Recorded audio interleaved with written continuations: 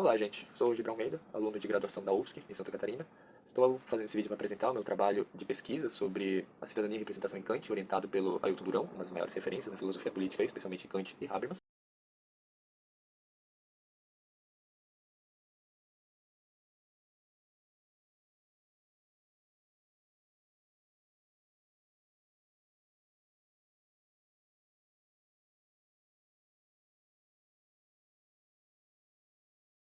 Teve toda essa variação de tempos por causa que durante a época dele estava acontecendo as revoluções americanas e francesas, que faziam ele mudar de opinião a cada acontecimento novo que vinha, fazendo um trabalho contextual da sua época. Todas essas experiências colocavam o ideal platônico de república meio que em xeque, então tinha que ser pensado os detalhes sobre isso, possibilitando exemplificações da vida real e materiais para a gente poder pensar sobre como organizar a sociedade, se é uma república ou não, e se for uma república, como. Então, nesse sentido, o Kant começa com um cosmopolitismo forte, sugerindo uma coisa parecida com a ONU, onde todos os estados respeitariam um estado maior.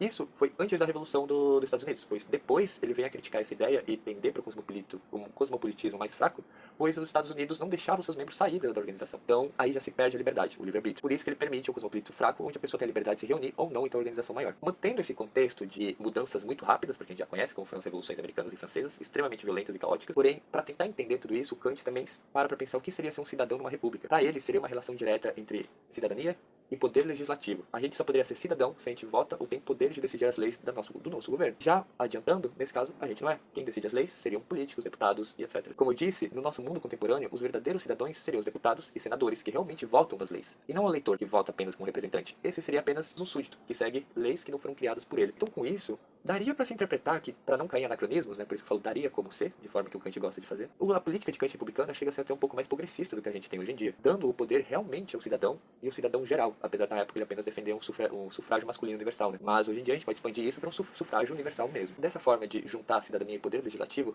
teria apenas uma situação, são os cidadãos que decidem as leis. E isso seria ou em países grandes, ou em organizações que decidiram isso. Pois, se o povo é grande, que seria o caso mais lógico, seria complicado fazer uma votação direta, sendo que hoje em dia a gente tem meios tecnológicos para fazer isso, sendo por celular ou aplicativo até. Mas, voltando ao assunto da época de Kant, essas eleições seriam não como as que a gente tem hoje em dia, pois seria um mandato onde ele é imperativo. O deputado seria obrigado a seguir as promessas que ele fez anteriormente. Isso cai principalmente no quesito do princípio iluminista da igualdade para Kant, onde ninguém tem que ser impedido de ter direito de propriedade ou de organizar a sociedade, né? Se você é responsável, são e é um cidadão, você deveria participar do governo. Voltando para a época platônica também, faz muito tempo que a gente fala disso. Já sobre essa parte que a gente foi do contexto para a necessidade de igualdade no poder político, ele explica o porquê que isso devia ser assim. Em 1795, ele escreve que numa república verdadeira, onde os cidadãos realmente têm poder, aconteceria o imperativo de não haver guerra. Isso aconteceria pois, se cada um pode escolher a melhor maneira de ser feliz, não só individual, mas coletivamente, as pessoas que iriam para a guerra não iriam aceitar a guerra. Isso só acontece quando a gente tem um súdito e um poderoso, onde o poderoso, que não sofre as consequências e muitas vezes até lucra com a guerra, manda o súdito para a guerra. Se fosse uma votação comunitária da vontade geral, a guerra, não para falar que nunca aconteceria, mas raramente aconteceria. Sendo que até tem o parágrafo de um dos livros que afirma que o legislador dispõe do poder do soberano e, consequentemente, afirma a vontade unificada do povo com o poder legislativo. Sobre a questão da divisão de poderes, eu vou deixar na área escrita, pois, na minha opinião, seriam as partes de detalhamento. Aqui a gente está falando para o público geral. Então, para finalizar, de certa forma, seria que o governante, o déspota, presidente, seria obrigado a reger de forma que a população busca. Seria uma eleição imperativa. Eu associo isso, muitas vezes, por exemplo, à conquista dos direitos humanos. Essas são coisas onde o governo, a força hegemônica, foi obrigada